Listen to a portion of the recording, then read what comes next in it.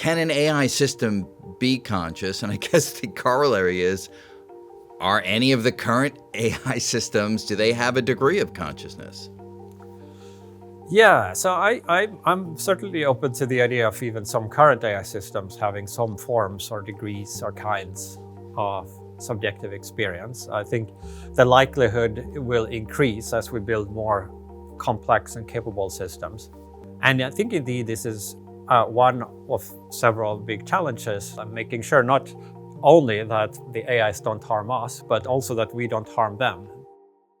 Hey everyone, thanks for joining us. Today's conversation is going to be in the arena of artificial intelligence, intelligence more generally, questions of creativity, questions of AI and education, and basically the philosophical and down-to-earth question of how we can imagine humanity living in a potential future in which AI either does really good things or really bad things. So we're going to explore each of those possibilities. And I'm so pleased that the person with whom I'm having this discussion is an expert in all areas of this sort. That is Nick Bostrom, who is a philosopher whose work on existential risk, superintelligence, and the long-term future has helped shape the global discussion about humanity's most promising opportunities as well as our most grave dangers. He brings a rare combination of rigor and vision to questions about technology, ethics,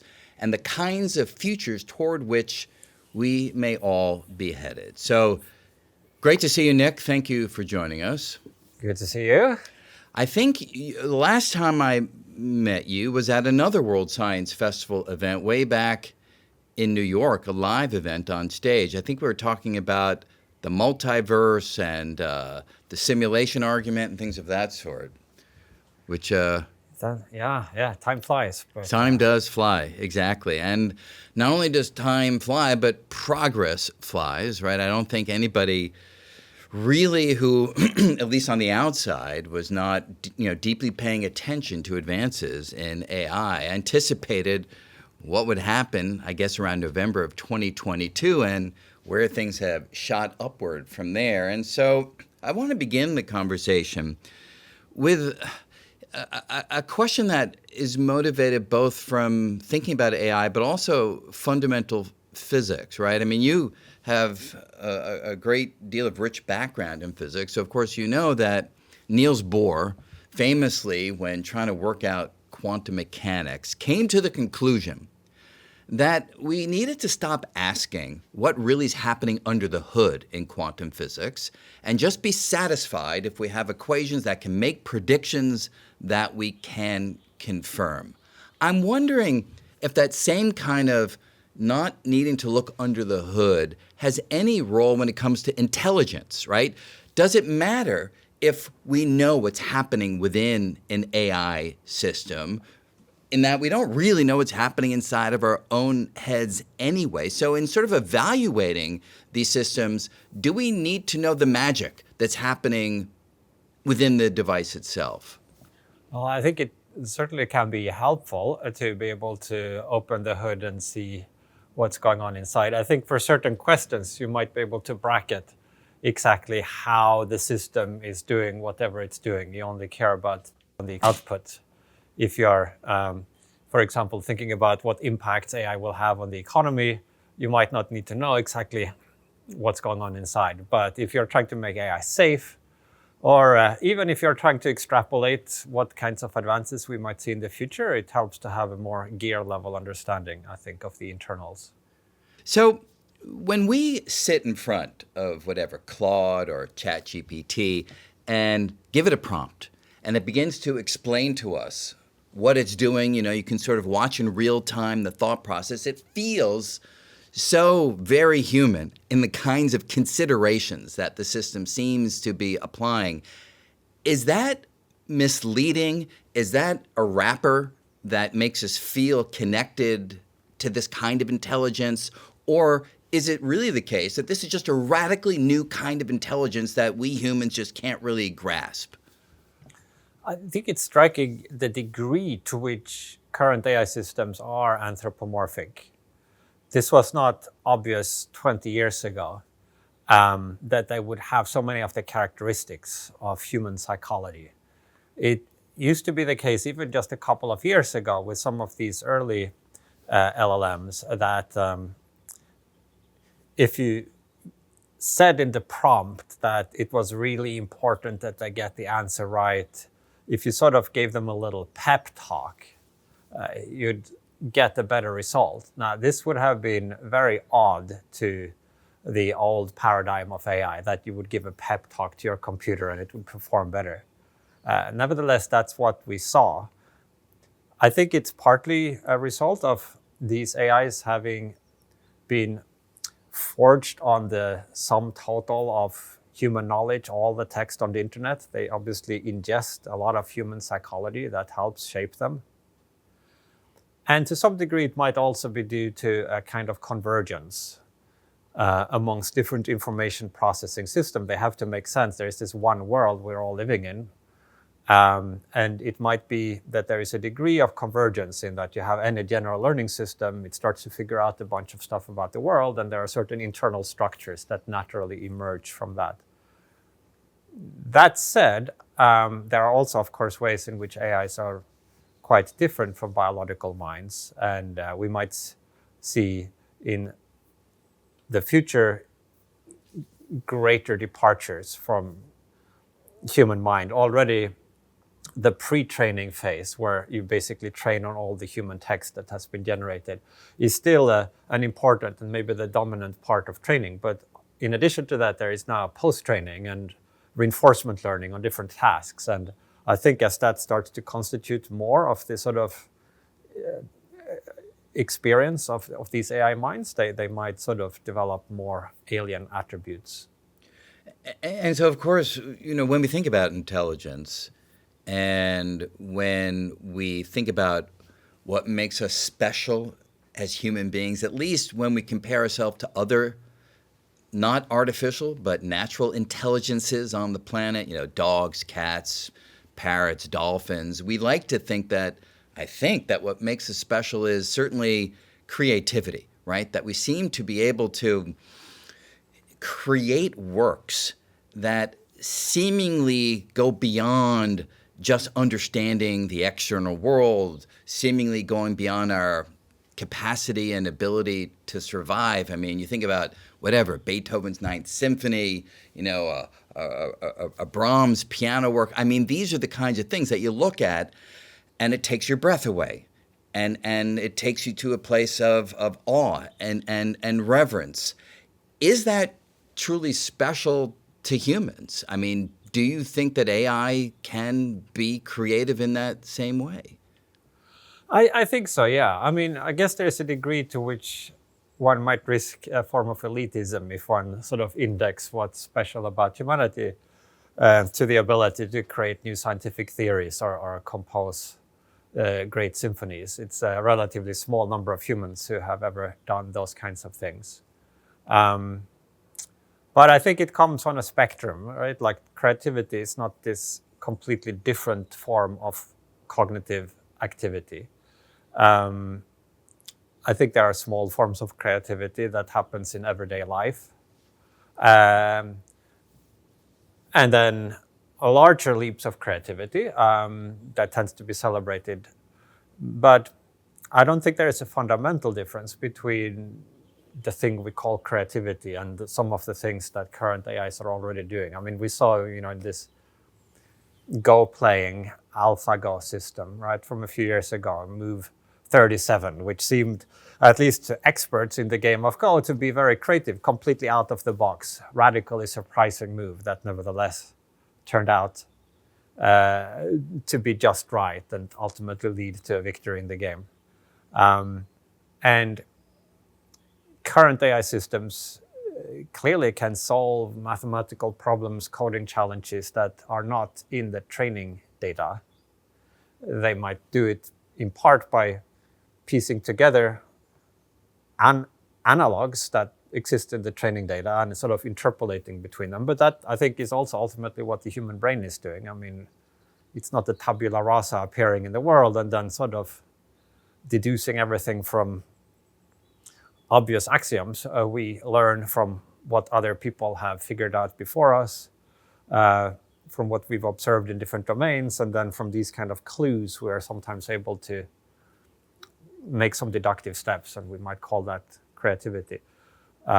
So I think absolutely we're already seeing limited forms of creativity, and ultimately whatever the human brain can do, it's like a physical information processing system, will also be done by machine, and in fact will be done much better, faster, more inspiring leaps of creativity, more compelling symphonies.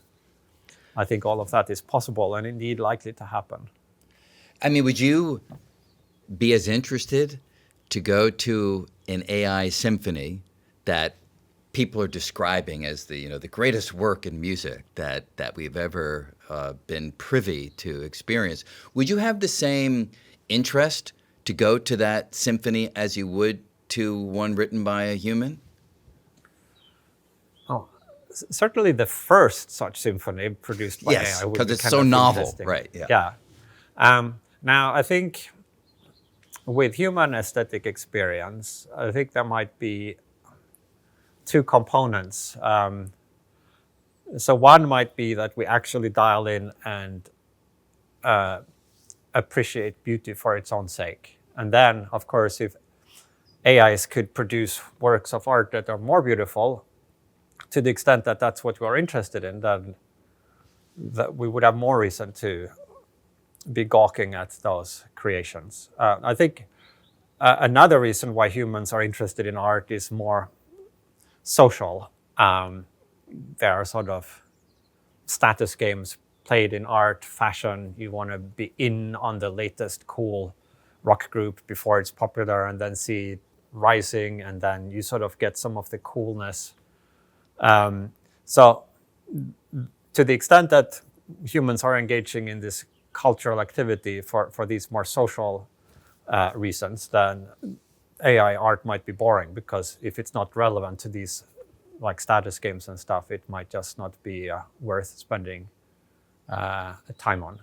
But how much, for instance, I mean, I can speak for myself. When I go to a symphony or, go to the Metropolitan Museum and see a great work of art, part of me is drawn to it because I see the work as the result of a human journey. Like there was some human being, I don't care if it's Van Gogh or Picasso or Beethoven, whatever. There's this flesh and blood human being that had a real human life, that dealt with human challenges, and somehow out of that mix, this work emerged. Mm-hmm.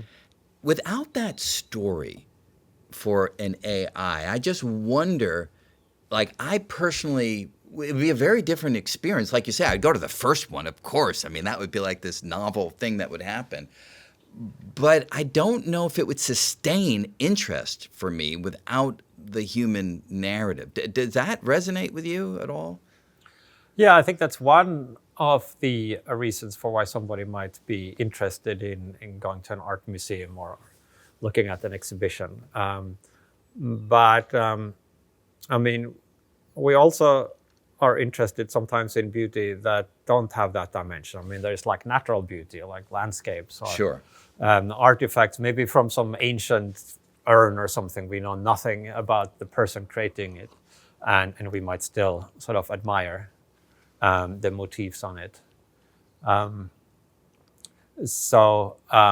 think it's, like some reasons for being interested in art would apply to AI created art as well, and others would not. And so it's in a sense right. crucible where you could sort of maybe dissolve and then separate the different motivations people have for being interested in art, and sort of the like to the extent that it's pure beauty, it should still apply to AI created objects, and to the extent that it is these other more social or cultural factors, then maybe it would not. Sure. The AlphaGo example is a really good one, and I think it helps clarify the different flavors of creativity, perhaps, because that's an example where the system was able to search a landscape of possible moves that is well beyond the capacity of a human brain to search that spectrum, that landscape of moves. And you're right, it hit upon move 37. And, not long ago, I think many people have seen it, the footage where you see the commentators, on television gasping, it's made a mistake, and you actually see Lee Sedol, I believe his name, the human opponent, momentarily he smiles when the AI makes move 37. And then about 3 seconds later, that smile seems to evaporate, I think, as he begins to realize that, oh my, this is actually a pretty great move. So it's pretty clear that AIs will be better than us when it comes to being able to search a landscape of possibilities for solutions to a given challenge. But that's one kind of creativity. Another kind, of course, is combinatorial creativity, putting things together that you wouldn't have thought would go together to yield something novel. I like to think of Einstein, in developing general relativity, right? He takes the mathematics from the 1800s on differential geometry, combines it with these problems, these observations of the motions of particular planets and so forth, and comes up with a new description of gravity. He didn't invent a new mathematics. He just put together things that you wouldn't think would be put together. And I guess in that domain, AI is starting to be probably at least as good as us, I would think, right? Because it knows so much more than we do. It knows more. I still think they are a little short of human expert level when it comes to original insights and sort of creating new concepts that are fruitful. But, this is a process. One mistake many people make when asking about AI is to index too tightly on what AI is right now in 2026, which is quite different from what it was like in 2022, 2023. And I think a few years into the future, it will again have changed. And so we really need to sort of look at where the puck is going and use that to plan rather than build big theories, like assuming that AI is basically a constant. I think right now there are sort of ways in which current AI systems are superhuman. Obviously, in their knowledge base, they kind of read everything. But there are still ways in which they are falling short. I think one thing humans do is they spend the day learning, and then during the night, some of this information is then sort of more deeply embedded in our synapses. It's kind of trained into our neural networks. And the next day, maybe we can start by things seeming obvious that the previous day we had to struggle deliberately to sort of organize. And then over months and years, that kind of builds up and we develop perhaps more deeply rooted understanding of different concepts. And there's some of that it seems that AIs are still lacking, which makes them more apt at very quickly doing sort of pattern matching type of things. Inferences that are sort of one step away from what's already known, but maybe currently less able to develop a deep original mental model of a domain that from which they can then sort of derive intuitions that can shape new discovery. Yeah. No, I agree with you. And like when you think about moments either in science or in art or other domains where there's a true radical break, where at least we humans look at it and we say things really changed at that moment or in that era, like, modernism in art or in music. I don't know the best examples, but, if you go from representational art to more modern abstract art, you've made a huge leap in the way that you are using the canvas to represent the world, to represent some kind of truth. With that, what would it take for an AI system to be able to make that kind of a radical transformation, not just sort of putting together things in its training set, but somehow moving to a place where when we humans look at it, we're like, how did that person do that? Well, one thing you often find in the human case, I think, I mean, historians like to point this out, that something appears radically new, but then almost always, if you look more closely at the historical record, you can find various precursors. Right.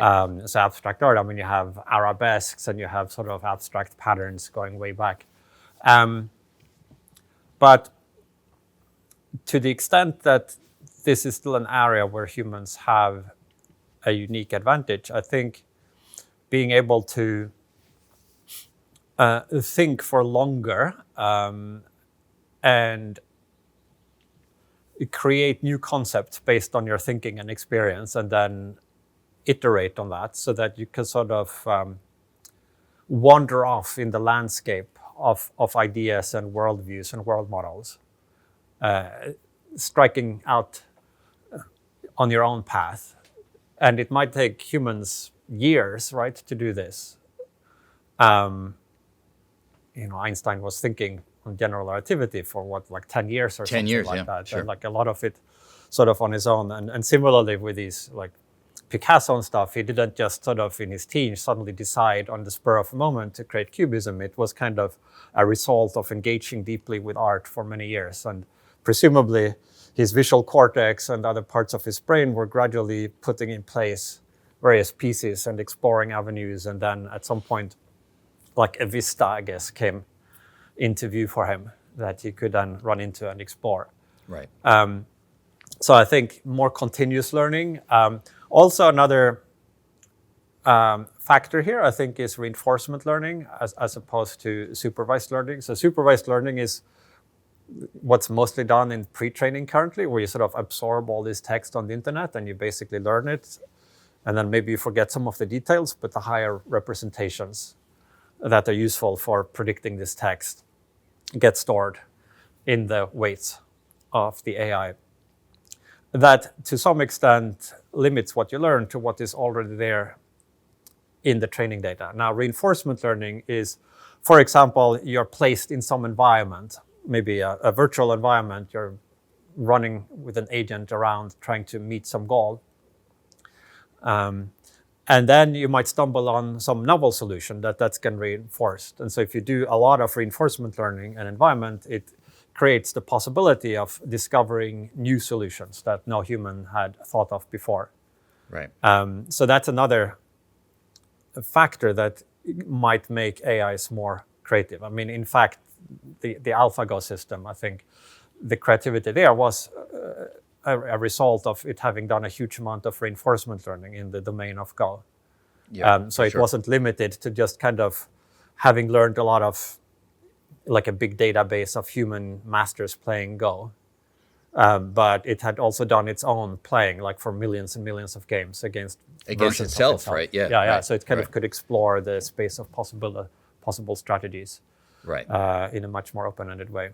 So in a way, this isn't a precise question at all, but when we look at the capacity of the AI systems today, and as you say, where the trajectory suggests that they'll be in whatever, 3, 5, 10, 15, 100 years, whatever, should that make us feel amazement at our capacity to build an artificial system that can do what our brains do and go beyond? Or should it basically lead us to the conclusion that we weren't so special in the first place? You know, the things that we thought were so, transcendent that we could do, they're actually just computations. And if you have a sufficient database and sufficient computational power, you can just do that. Yeah, I mean, I think we humans have a sort of propensity to conceitedness. We like to build big pedestals and then place ourselves on top of them. at an individual level, but also at a collective level, right? So there are all these stories that all serve to justify the conclusion that we are entitled to do a bunch of stuff that maybe we aren't, like, for example, the way we treat animals. Like, often that's built on top of a pillar of justification where humans are so very, very different from all the other animals that we share the planet with. And so hence we can put them in animal factories, in gestation crates, etc. And some of that might be challenged then when we are creating new forms of mind that will exceed us in various attributes that we currently take great pride in, like our creativity or our, until recently, the ability to speak and reason, right? Seemed uniquely human. So on the one hand, that could be a bit of a blow to our pride, but you might also say maybe it's good for us to be taken down a notch, right? Yeah, for sure. Absolutely. Another thing, of course, and deeply related to everything we're talking about, which one often looks to as something special about us, of course, is consciousness, right? I mean, not that there aren't other conscious beings on the planet, although we don't know for sure. I think most of us would say there's a continuum. Dogs have a certain level of consciousness, we think probably not quite on par with ours, and you can go all the way down a lineage with varying degrees of consciousness, which of course raises a question for which we don't know the answer, but just to get your thoughts. Can an AI system be conscious? And I guess the corollary is, are any of the current AI systems, do they have a degree of consciousness? Yeah, so I'm certainly open to the idea of even some current AI systems having some forms or degrees or kinds of subjective experience. I think the likelihood will increase as we build more complex and capable systems.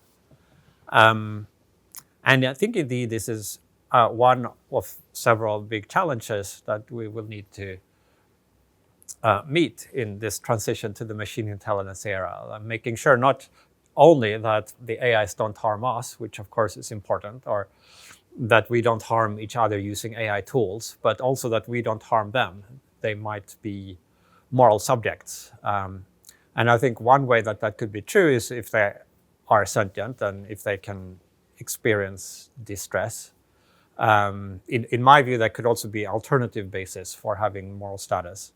If you have a conception of self as existing through time, if you have life goals, maybe the ability to form reciprocal relationships with other beings, with humans. Even without an inner world, you're saying? Then my inclination would be to think that then there would be ways of treating such a system that would be morally wrong, aside from the question of whether there is also a phenomenal experience inside it.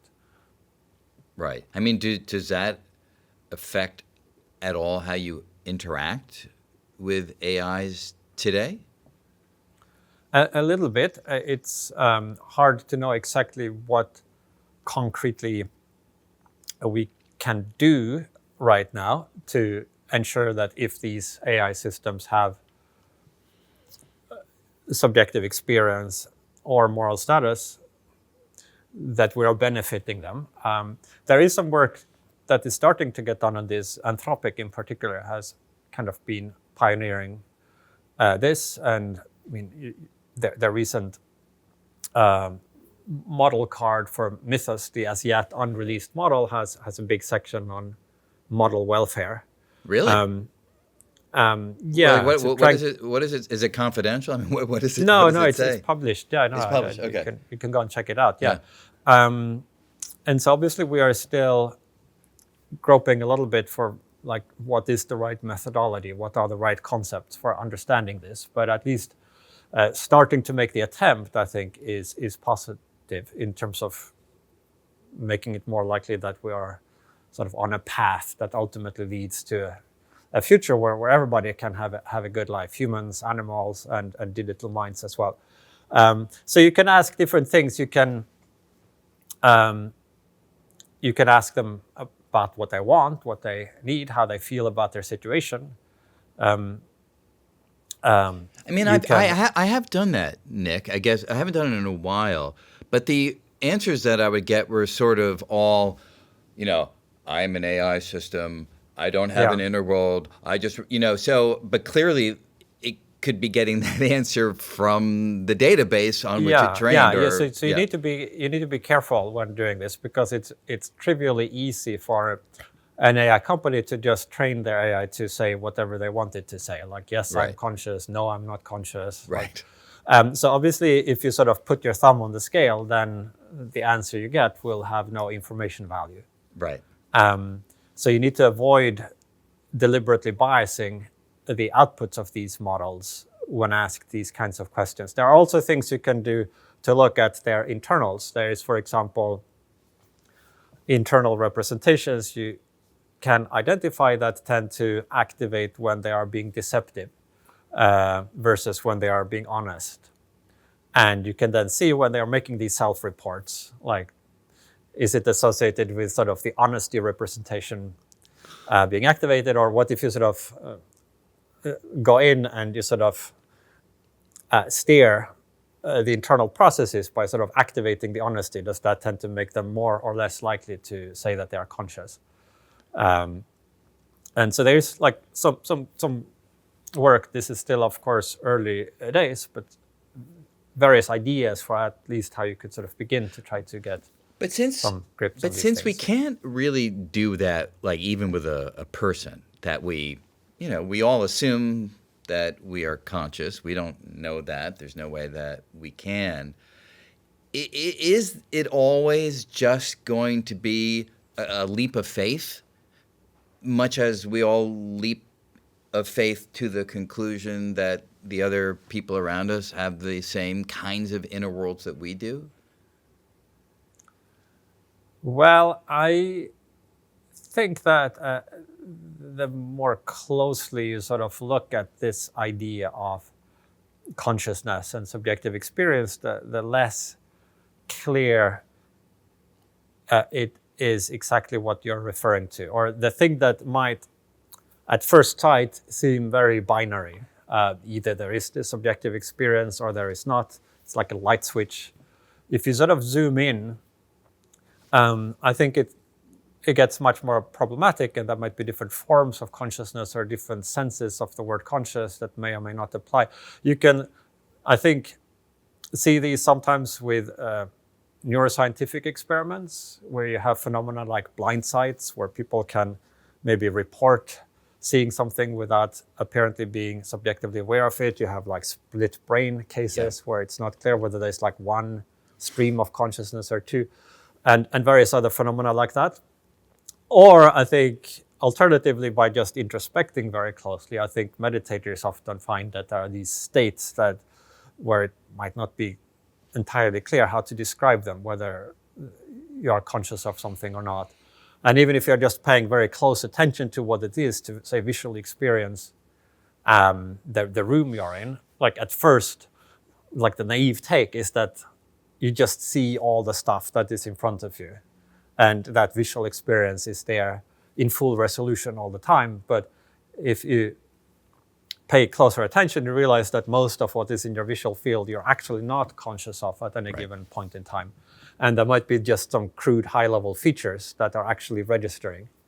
And maybe even those are sort of flickering in and out of awareness. This is hard to notice, but if you sort of pay close enough attention, you realize that your naive conception of what you were aware of seems actually quite wrong. And there is at least some sense of awareness in which what you're actually aware of is a much more narrow subset of all the different features that are presenting themselves.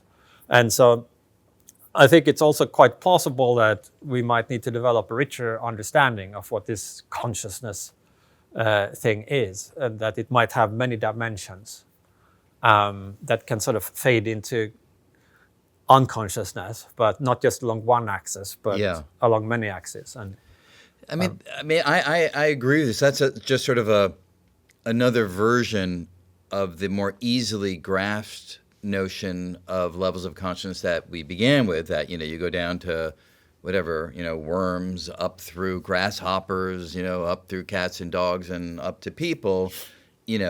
it's hard for me to imagine that my dog's not having an inner world of experience as I'm holding the Milk-Bone treat and I see her tail wagging and eyes widening. I mean, there's something going on, and I don't think it's just, a cause and effect at a purely physical appearance level. I think there's something inner taking place there. So yeah, ramifying that even further with the detailed levels of kinds of consciousness that you make reference to, I think is vital. But the fact, I mean, when you think about the hard problem of consciousness, the fact that particles that don't have inner worlds can somehow come together in appropriate patterns and yield inner worlds, I mean, that still seems to me a fantastically deep and mysterious puzzle, independent of all the issues of there being various levels and details associated with consciousness.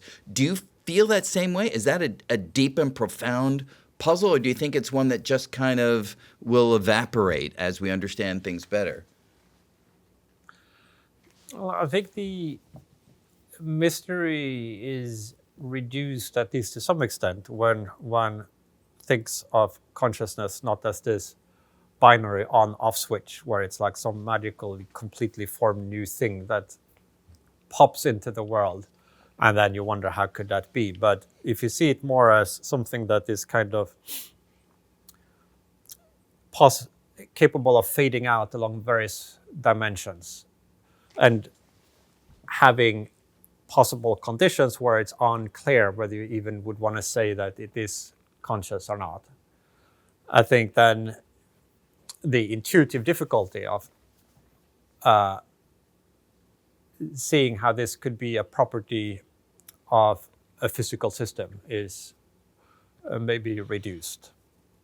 And so we began, Nick, with my saying that, like, does it matter if we can sort of see into the AI, open the hood, and really understand its workings?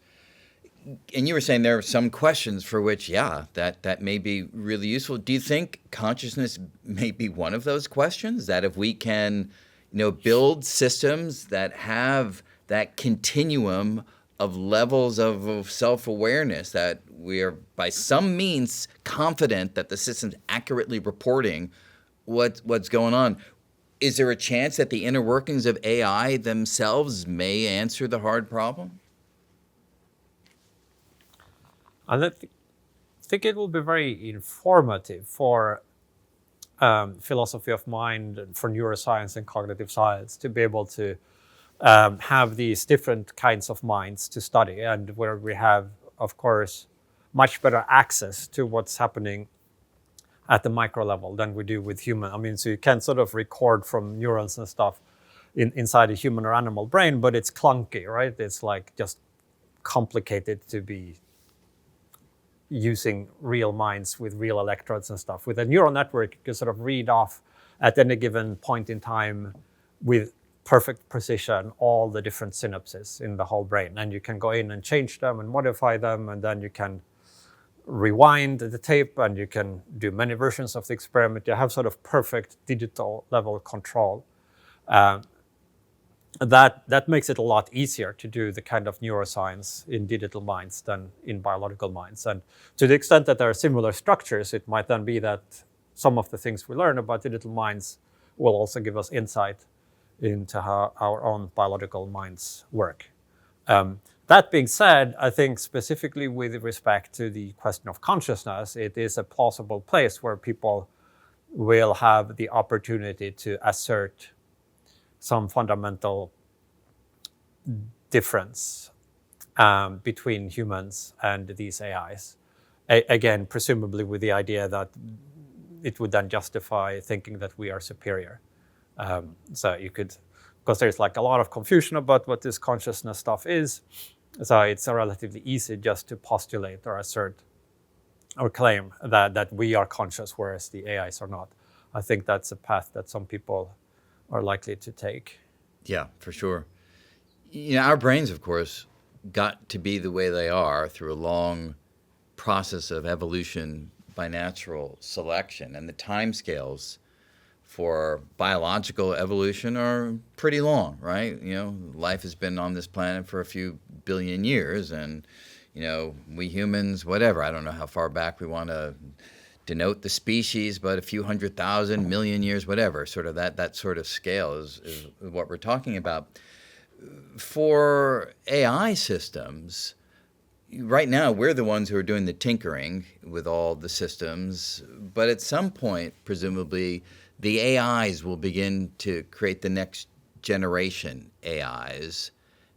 And in that way, the timescale for evolution of that artificial system may radically reduce. Is this a realistic thing to anticipate happening as these systems develop?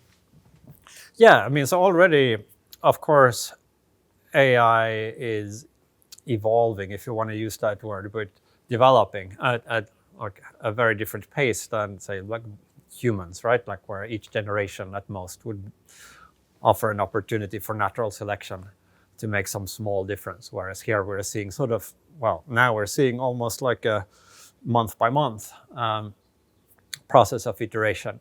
So it's already very fast. And some scenarios have this eventually lead to an intelligence explosion where you get even more rapid developments. And one way that could happen is that you sort of close the loop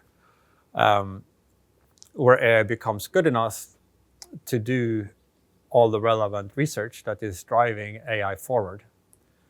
And then from that point on, whenever AI gets a little bit better, you also have a commensurate increase in the force that is then making AI better. You get a feedback loop, right? Like every time AI improves one step, it then becomes even better at designing the next step. And so this has long been, I mean, back in my book, Superintelligence, came out in 2014 and was in the works for 6 years prior to that. And other people have been sort of anticipated a lot of these dynamics that we are now actually seeing on theoretical grounds. And now we can see them start to play out. And so one way you could have this period of extremely rapid AI progress would be by closing this loop. There are also other ways that you might just have stumbled on some big unhobbling. Like there may be, like you could imagine there is like some big thing that we're currently doing wrong with AI, and they're quite smart despite us kind of completely messing this thing up. But if you fix that, then maybe even the current systems suddenly would become like vastly smarter. Right. And when you look at that, and you've basically looked at both sides of this possible future, I would like to start maybe with the darker side and then go to the brighter side, which itself might be bright or might not be dark, depending on how you look at it. But, of course, many people worry, rightly so, about the misalignment problem, that the AIs can get to the place that you're talking about, or maybe even before that, and have certain world goals for themselves that doesn't align with the kinds of things that are good for us. I speak to some people. I've had a number of conversations over the years. Some are terrified. Some within the field are terrified, some leaders. And others are like, we'll just pull the plug. That's like, whenever I speak to Jan LeCun about this, he's like, we'll just pull the plug. Is that too glib in your view? And are the others a little bit too worried? Yeah. I mean, how should we think about this in your view? Well, I think that is too glib. No, I think that the creation of AGI, particularly superintelligence, is going to be associated with significant risks, including existential risks. And it's important to get this right. And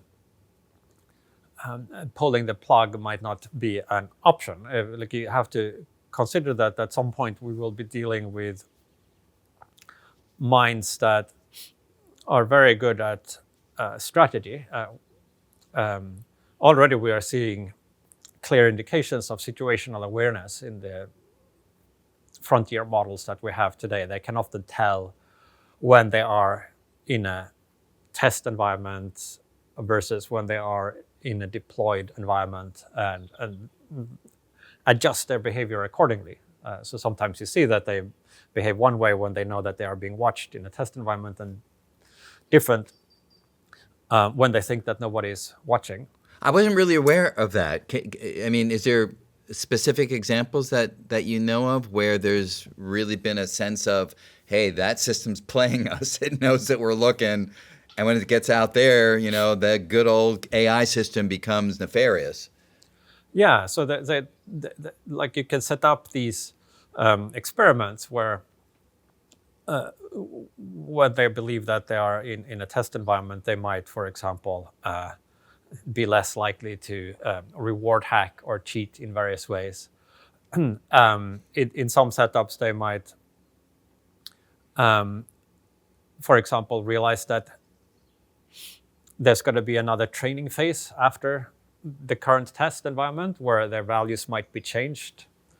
And so they might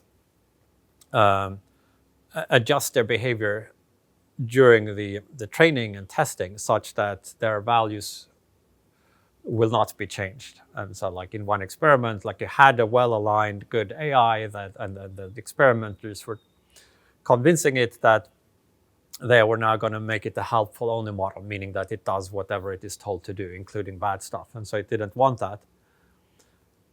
Now, the way that the reinforcement learning paradigm works is that if it sort of gives an answer or an output that deviates from what is rewarded in an environment, then that response propensity gets trained away.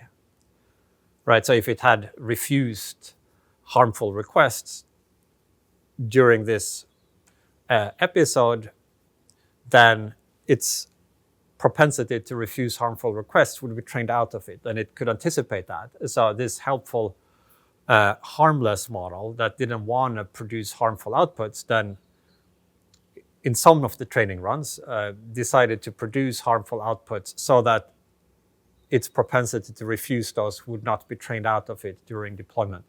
And so we are seeing these current systems sort of having the intellectual sophistication to be able to reason strategically.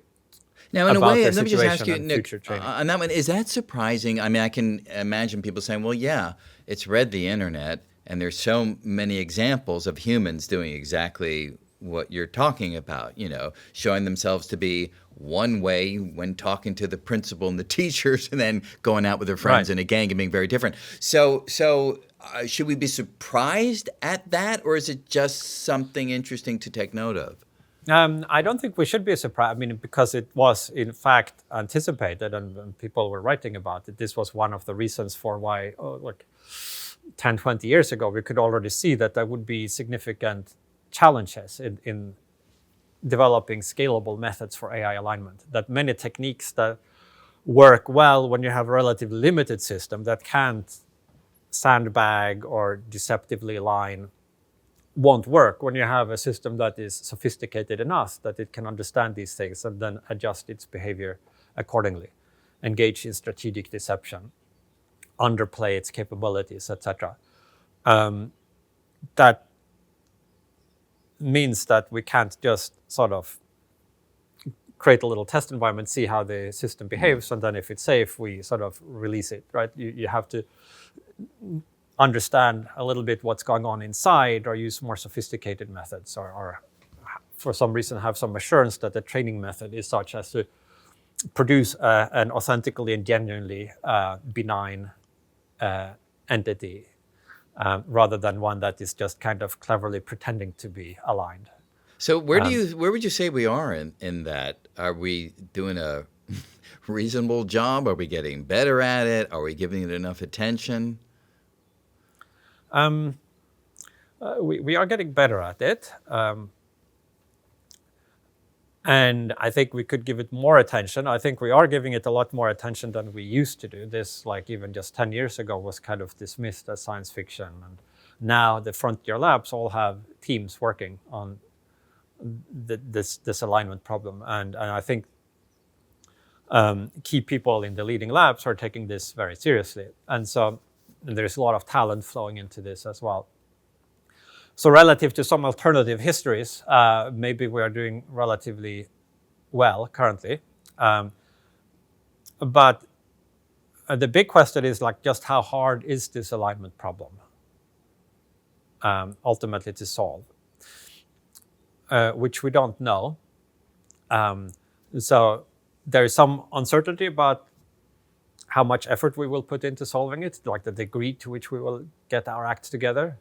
And of course, we should try to increment that a bit. But then there is also a lot of uncertainty about just ultimately how hard is this problem intrinsically. And I think more of the uncertainty is regarding how hard is the problem than uncertainty about the degree to which we will get our act together. So you could say from that point of view, I'm a sort of moderate fatalist. The fatalism part is that to a large extent, whether we will succeed or fail, I think depends on just how hard this problem turns out to be. The moderate part is that we can at least somewhat improve the odds by making a stronger effort. Because what if the difficulty level turns out to be sort of intermediary, where then it might make some difference whether we made a really strong effort or just a sort of half-hearted effort. Yeah, you made reference to the word odds, and I sort of hate questions that sort of ask you to specify numerically something that obviously we can't really quantify. But can you give us some feel, some intuitive feel for the level of worry you have of a doomsday scenario? An intuitive feel. Well, I guess I'm both worried and excited at the same time. I also don't think the world is safe by default if we don't develop AI. Then that we have this nice path in front of us that will lead to ever greater and better forms of a civilization. I think there are, quite independently of AI, also other significant existential risks ahead. We see with advances in synthetic biology, for example, the potential for democratizing weapons of mass destruction and creating entirely new forms of such things. And the risk of nuclear war still looms over us. There could be new arms races with more nations in this century than the past. And in more subtle ways as well, we have this kind of complex information ecology with social and political dynamics kind of running on top of the information system we have.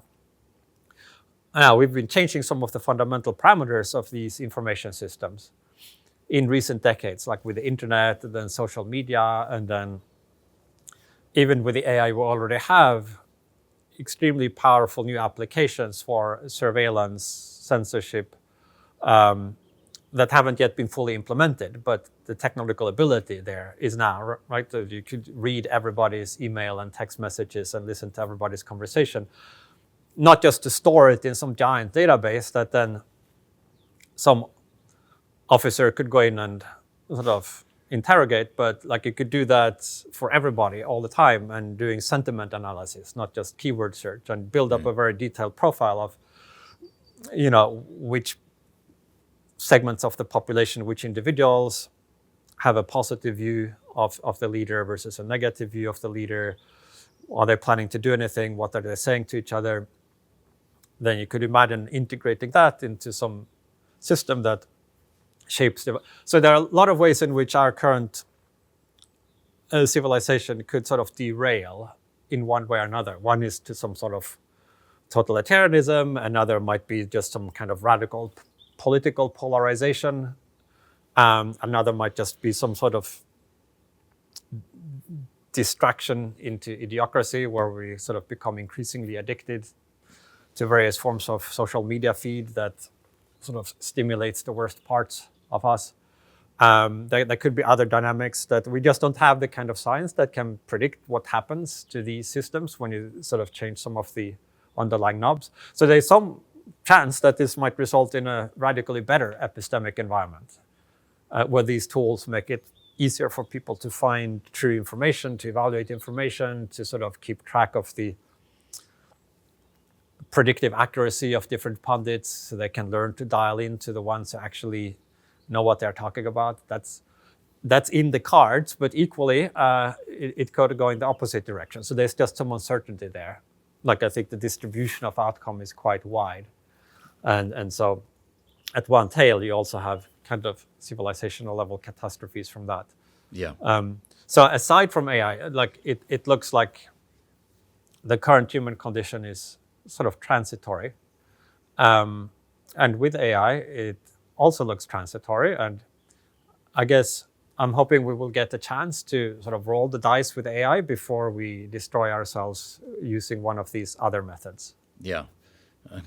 I'm certainly with you on that. But that two-pronged potential future, going sort of in the negative or the positive, I think rightly so, a lot of focus has been on the negative because, if you wipe yourselves out or an AI wipes us out, that's pretty vital to try to guard against. But there's also, as you briefly made reference to, the potential positive outlook. And of course, you had your recent book, I think it was called Deep Utopia. Is that the correct title of that? Yeah. Where you explored a world in which AI and other qualities come together to kind of solve everything, right? You can imagine in the best of all futures that, AI might, as you mentioned in the book, wipe out cancer and solve other health challenges and deal with climate change and so forth.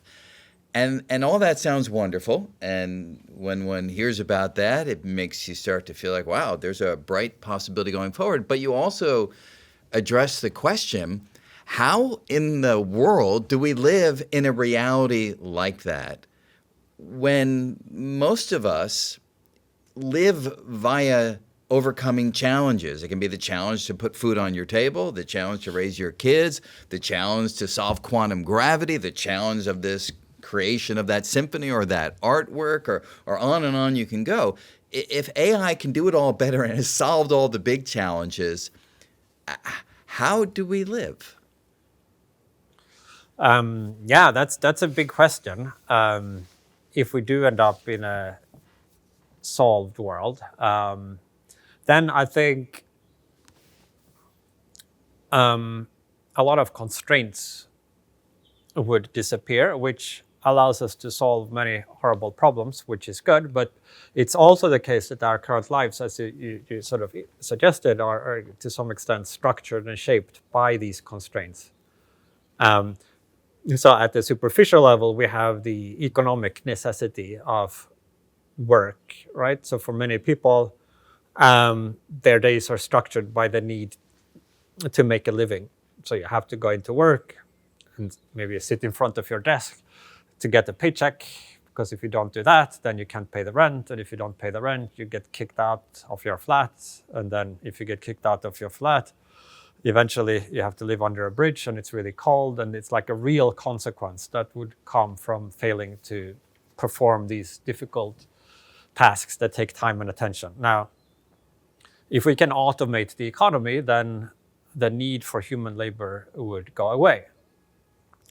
But so you say, okay, that will require some adjustment, clearly, but still, I mean, there are a lot of humans who live without the need to work for a living, right? And some of those seem to have great lives. So we would all be more like that, like rich aristocrats, for example, or like healthy, retired people full of vitality. But I think it goes deeper, because if you think it through, it's not just the need for economic labor that would go away, but for all kinds of other instrumental effort as well. So people who are rich today, who don't need to work for a living, often nevertheless have very busy lives, because there are many things they are trying to achieve that they can't achieve without putting their own time and effort into them. Like if you want to be fit, you have to spend the time on the treadmill or whatever. If you want to have your mansion decorated in just the way that you prefer, you have to spend time looking through the catalogs and picking out the curtains and so on and so forth. But at technological maturity, in this solved world, you could have like a kind of pill that would induce the same physiological effects as exercising, and you could have a recommender system that would do a much better job at decorating your mansion than if you tried to do it yourself. And so there would be this removal of a lot of the practical needs for exerting effort, and we would enter into some kind of post-instrumental condition, where to a first approximation, there would be no need to do anything for the sake of achieving something else. So like the only activities that would remain would be autotelic ones we do for their own sake. So you exercise because you enjoy exercise. You don't exercise to be more fit or to stave off disease.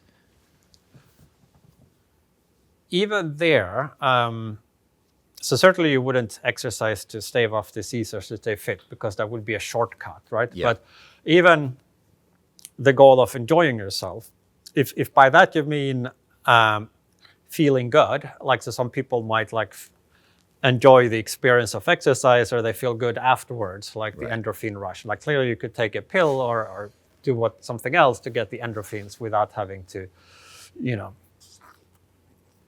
make your whole outfit sweaty and like the whole. Like, but it sounds very much like Nozick's pleasure machine. I mean, you remember Robert Nozick, had this idea, just hook yourself up your brain to a set of electrodes that, if you wanted to be the greatest opera singer, you become the greatest opera singer in a reality that is pumped into your brain through these external electrodes. You never need to actually do anything, because you can have the experience as if you did whatever it is that you might have wanted to do. Does this sort of parallel that philosophical question of whether you'd hook yourself up to the pleasure machine? Yeah. So there are like some ways in which the questions intersect, whether you would want to connect to this experience machine or not. But of course, in a solved world, there are a lot of things you could do other than merely having experiences. And you could be in contact with the external world and have a lot of true beliefs about it. You could interact with other people and have real relationships with them. And it would be possible to instantiate more plausible candidates for value in a solved world than it would be possible to do in an experience machine. But if we had a solved world, Nick, and let's just assume that we were able to harness enough energy, I don't know, a Dyson sphere around the sun, or so energy is not a limitation and technology is not a limitation. Presumably each individual could kind of create their own little world, part virtual, part real. They could have beings populate that world, and it wouldn't be the experience machine because they'd be really there, but would that be where we would sort of fracture into everyone creating their own mini universe? Well, I mean, it would be one possibility. Like you could have an experience machine, or maybe even some physical simulacrum of an experience machine, where like you have some nanotech arranging your the holodeck on the Enterprise, Yeah, but it might be possible to do better than that, because a lot of people, in addition to valuing having sort of great experiences, they might also value certain other things, like being connected to other people, for example. And so why not then try to think, if sort of having good experiences is like, I don't know, like utopia level 1, right? Like maybe there are even better things that we could aspire to. And I think certainly there are. And then like there is incidentally with this experience machine thought experiment that Nozick has, like some things that are sort of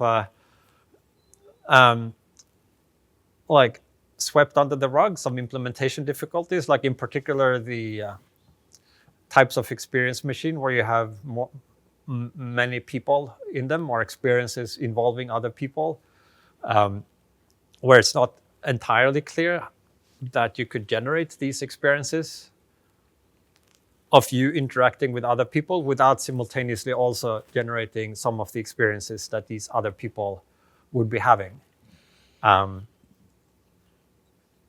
But anyway, it looks like you can sort of think of a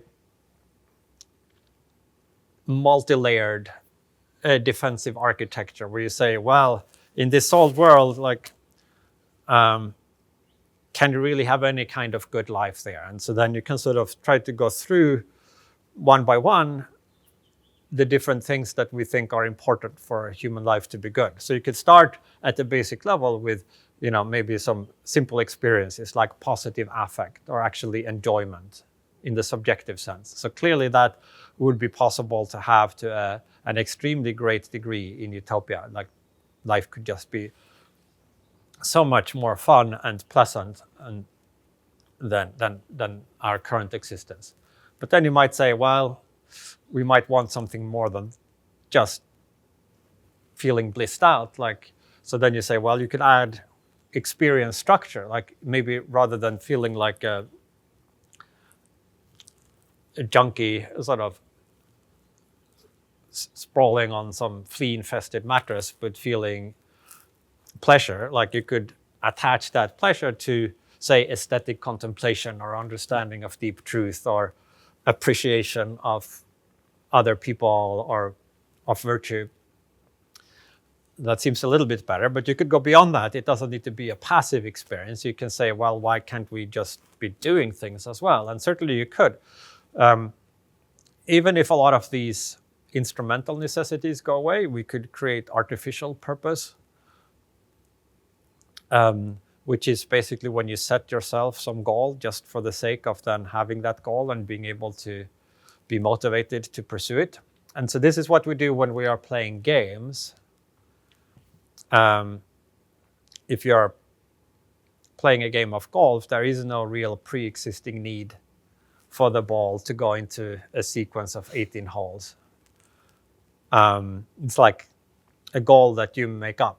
But moreover, you embed into the goal itself that it can only be achieved using a certain restricted set of means. So it doesn't count as winning in golf if you pick up the ball with your hand and put it in the 18 holes sequentially, right? Like, it's part of what it means to succeeding at goal, to achieve your goal, that you're using this inconvenient method of hitting the ball with a club.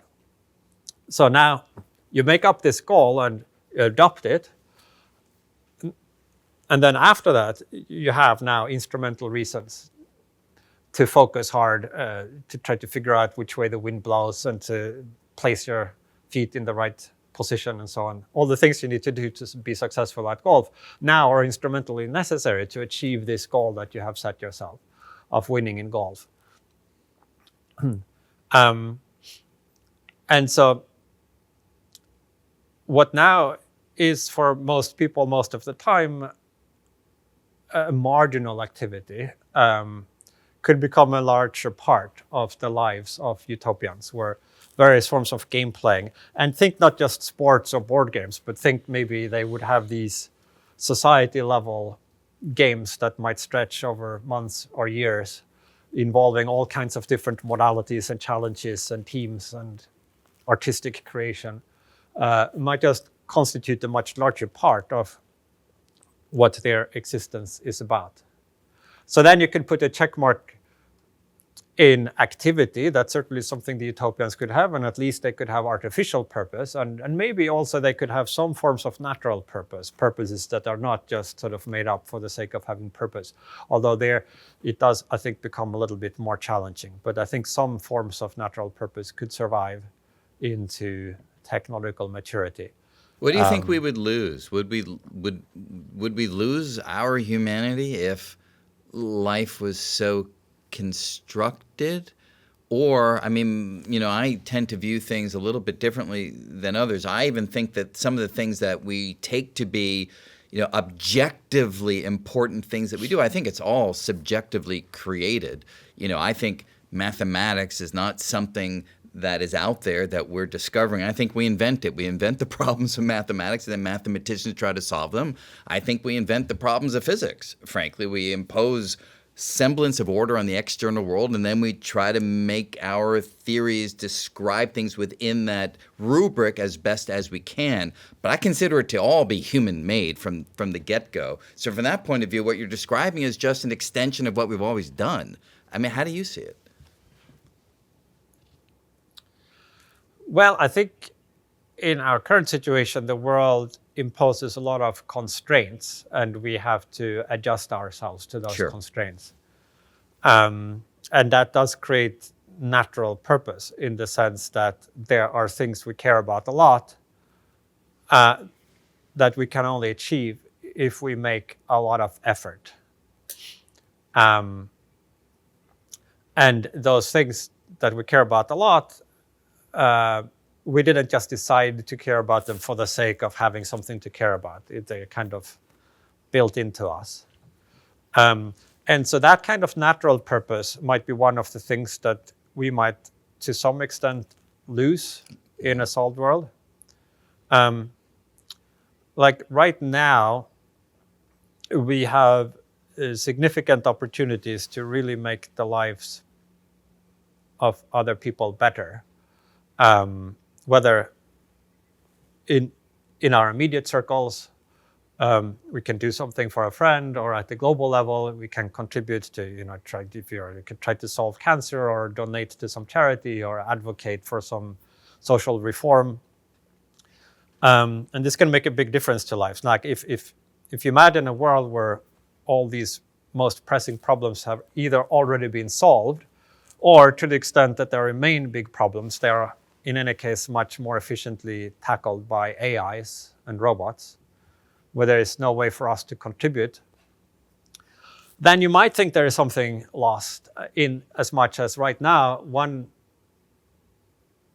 positive value of helping others is that their lives go better. But some people also think that your life is going better if your life in part consists of having a positive impact on other people or the world, that it's good for you to be playing such a positive role.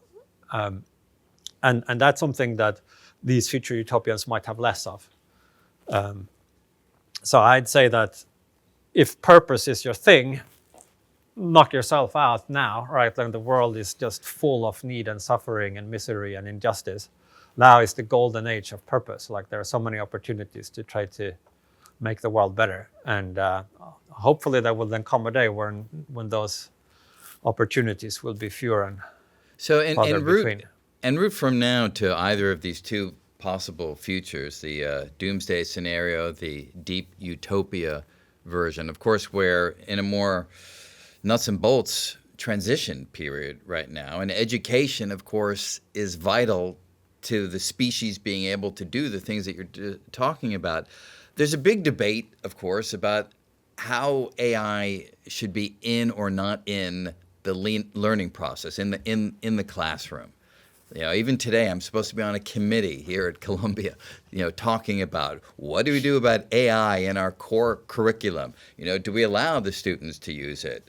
Do we rule it out? Do we try to fine-tune assignments so that they can use the AI but still have some kind of input? And of course, as I keep telling the committee, every time I walk around the library at Columbia, 99% of the computer screens are open to AI. So the idea of ruling it out is like, wishful thinking.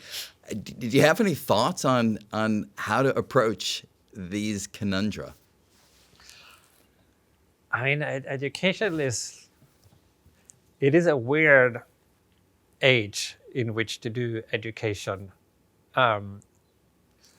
Especially for the lower grades, in as much as we can expect the world to change quite profoundly between now and the time when, like, say somebody who's 8 today, right? It'll be another 10, 15 years before they're supposed to go out there and make a living or whatever. And the world might just look so different then. I mean, I think from a pragmatic point of view,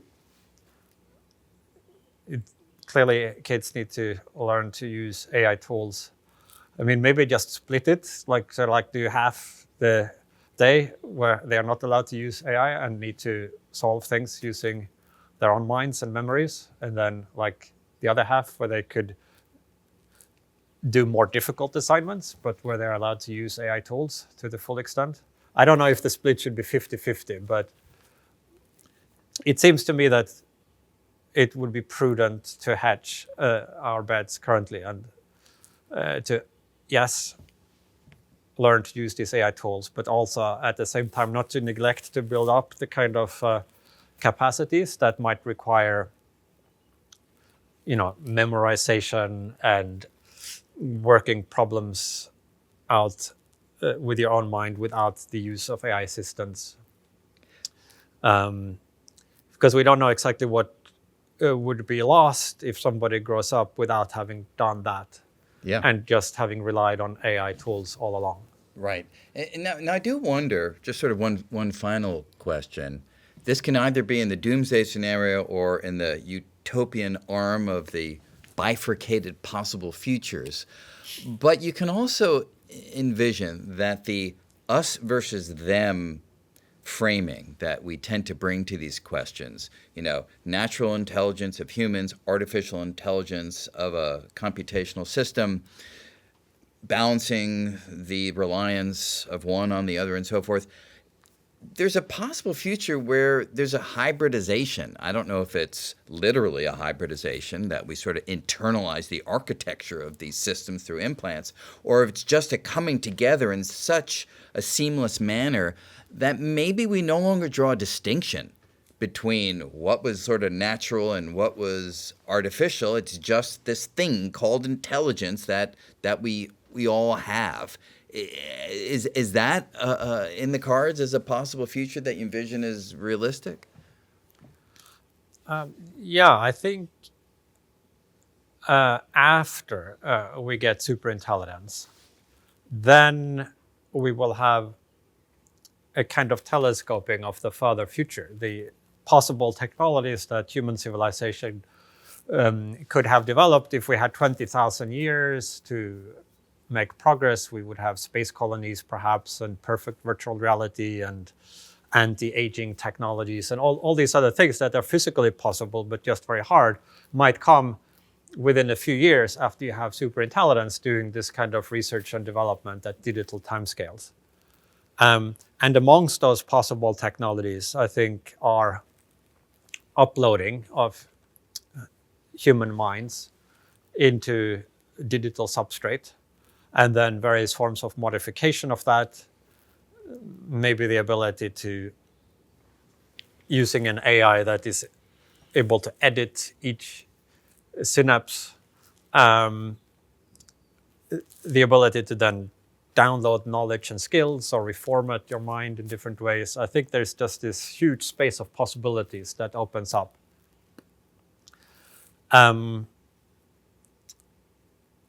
A much larger realm of possible modes of being, where hopefully we would get the opportunity to sort of charter the trajectories out into this much larger space, where perhaps, if the urgency was removed, if we had, say, cures for all diseases and for aging itself, and AIs that could look after us to make sure that we didn't catastrophically destroy the world, maybe then it would make sense to slow down a little bit and to sort of pursue some path that perhaps eventually results in us becoming some sort of strange post-human type of being or beings, but